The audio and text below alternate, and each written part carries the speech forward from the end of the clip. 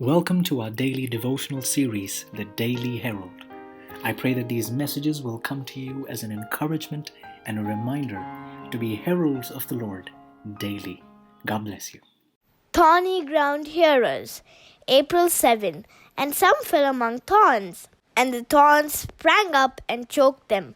Matthew 13:7. The thorns that choke the good seed, the great teacher would depict the dangers that are around those who hear the word of God. For there are foes on every hand to make of no effect the precious truth of God.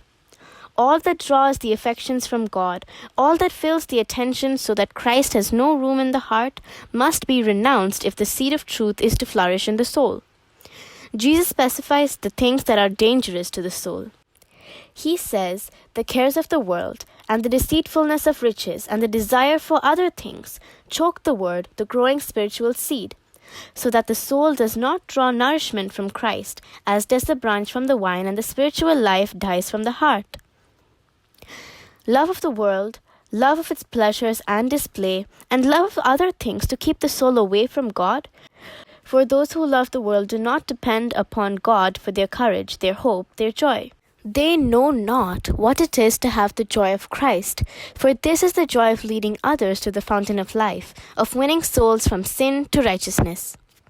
When those who have but a partial knowledge of the truth are called upon to study some point that cuts across their preconceived opinions, they are confused. Their preconceived opinions are as thorns that choke the word of God. And when truth is sown and it becomes necessary to root up the thorns to give it place, they feel that everything is going from them and they are in trouble. There are many who have an imperfect understanding of the character of God. They think of Him as stern and arbitrary, and when the fact is presented that God is love, it is a difficult matter for these souls to lay aside their false conceptions of God.